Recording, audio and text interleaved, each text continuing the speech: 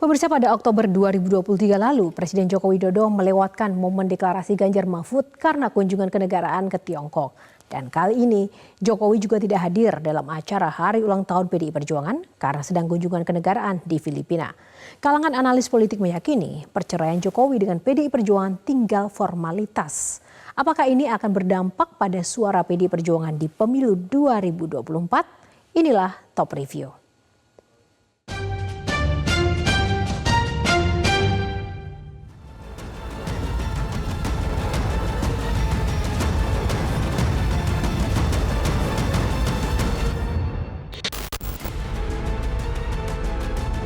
Inilah suasana perayaan Hari Ulang Tahun ke-51 PDI Perjuangan yang dihelat di Sekolah Partai PDIP di Lenteng Agung, Jakarta Selatan, Rabu 10 Januari 2024. Ulang tahun ke-51 ini dihitung dari hari lahirnya Partai Demokrasi Indonesia PDI pada 10 Januari 1973. Sedangkan nama PDI Perjuangan sendiri baru ada sejak 15 Februari 1999. Pada perayaan ini, Presiden Jokowi dan putranya Gibran Rakabuming Raka yang secara formal masih kader PDIP ternyata tidak hadir. Tampak hadir calon presiden nomor urut 3 Ganjar Pranowo dan Wakil Presiden Maruf Amin. Saat potong tumpeng, Ketua Umum PDIP Megawati memberikan potongan pertama kepada Maruf Amin. Keduanya pun tampak bersalaman dan diiringi tepuk tangan dari peserta HUT ke-51 PDIP. Setelah itu, Mega memberikan potongan tumpeng kepada Capres Ganjar dan Ketua Tim Pemenangan Nasional Ganjar Mahfud Arsyad Rashid, disusul kepada Ketum Pendukung 03. Dalam pidatonya, Ketua Umum PDI Perjuangan Megawati Soekarno Putri mengkritik soal hukum yang dipermainkan dan kekuasaan yang dijalankan semaunya. Sekarang hukum itu dipermainkan, bahwa kekuasaan itu dapat dijalankan semau-maunya saja. No, no and no. Pemilu bukanlah alat elit politik untuk melanggungkan kekuasaan dengan segala cara. Di dalam pemilu, pemilihan umum, ada moral dan etika yang harus dijunjung tinggi. Analis politik menilai pernyataan Megawati soal hukum dan kekuasaan itu merupakan bentuk kritik terhadap kekuasaan saat ini yang tak lain adalah kekuasaan Presiden Joko Widodo.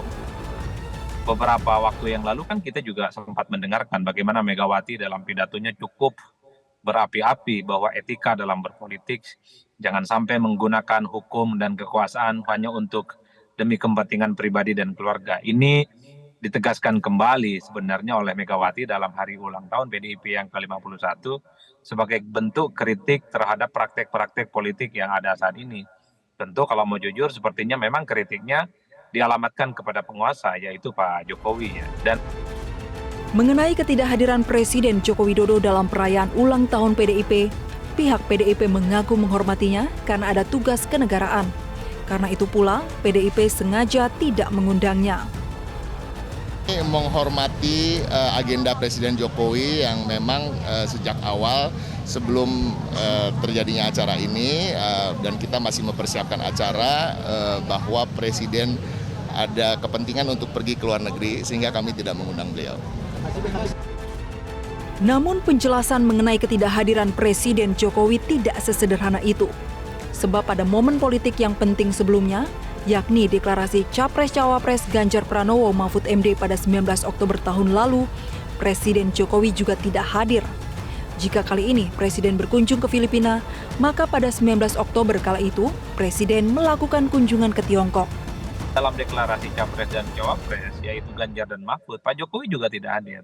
Entah karena tidak diundang, entah karena memang sudah terjadi friksi yang semakin mengeras, tapi yang jelas publik itu menyatakan sebagai bentuk di mana memang keduanya memang tidak bisa disatukan lagi dalam konteks kepentingan Pilpres 2024, apalagi di hari ulang tahun PDIP yang menurut publik melihat dari jauh ini kan adalah acara yang cukup sakral, di mana semua kader-kader PDIP kan melaksanakan acara ini ya dengan cukup hikmat.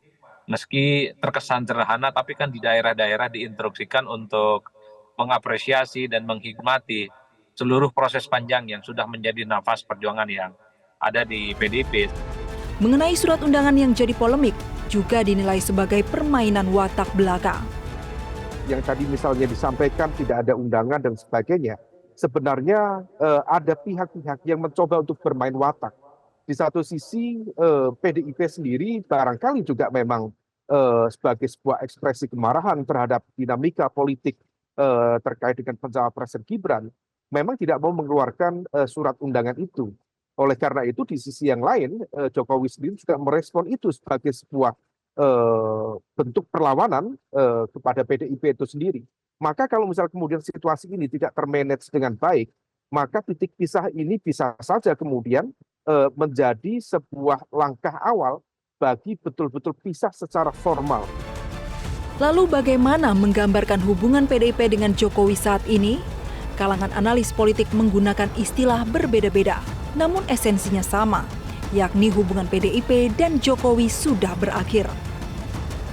Apa yang terjadi, hal ini bukan sesuatu yang biasa-biasa saja, tetapi kalau misal tadi diistilahkan dalam fikih munakahat, ini adalah talak 3, yang kalau misal kemudian dalam proses selanjutnya, rasanya agak sulit untuk mencari titik ruang negosiasi, untuk mencari titik ruang kompromi. Apalagi kalau misal kita cermati karakter konflik yang selama ini terjadi ketika kemudian bersinggungan dengan ego dari Ketua Umum PDIP, Bu Megawati, seringkali kemudian sifatnya saling menihilkan. Sebenarnya banyak istilah yang seringkali digunakan ya untuk menggambarkan bagaimana hubungan PDIP dan Jokowi, Jokowi dan PDIP. Ada yang menyebut hubungan sudah wassalam, ada juga yang menyebut sudah talak 3, ada juga yang menyebutnya dengan sudah end gitu ya, karena memang antara PDIP dan Jokowi sudah tidak memiliki kecocokan apapun. Setidaknya kan ada 3 indikasi. Pertama misalnya, tak ada ceritanya di PDIP itu yang merasa dirinya kader itu tidak patuh terhadap keputusan partainya. Sebagian masyarakat pun penasaran bagaimana jadinya PDIP tanpa Jokowi pada 14 Februari mendatang. Dalam hal ini, analis politik berbeda pendapat. Bagi Ahmad Hoirul Umam, jika Jokowi akhirnya terang-terangan menyatakan keluar dari PDIP, maka yang akan rugi adalah PDIP. Sementara itu, menurut Adi Prayitno, PDIP tidak akan banyak dirugikan jika Jokowi menyatakan keluar. Ya kalau kita membaca kecenderungan survei per hari ini ya, elektabilitas PDIP itu kan relatif stabil dan kuat. Nyaris tak ada partai politik yang bisa mengungguli apalagi melewati PDIP. Itu artinya apa? Secara struktur dan mesin politik, PDIP secara kepartaian cukup kuat dan cukup kokoh di kisaran angka 19-20%. Ya, itu menegaskan bahwa sekalipun PDIP sudah terindikasi tidak lagi memiliki chemistry dan kepentingan politik yang sama dengan PDIP, tapi rasa-rasanya secara kepartaian, basis konstituen PDIP itu masih solid dan masih kuat. Jokowi bisa saja kemudian menyatakan secara terbuka keluar dari PDIP. Dan jika hal itu terjadi, maka kemudian impact-nya bisa kemana-mana. Salah satunya bukan hanya kepada konsolidasi elektabilitas dari Capres Ganjar Pranowo dan juga Mahfud MD, tetapi juga bisa menjadi ancaman bagi konsolidasi elektabilitas PDIP itu sendiri.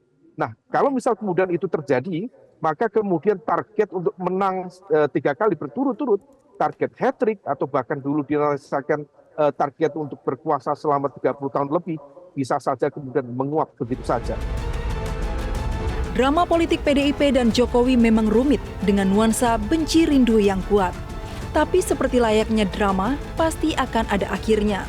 Dan banyak yang sependapat bahwa akhir dari drama hubungan PDIP dan Jokowi adalah perpisahan.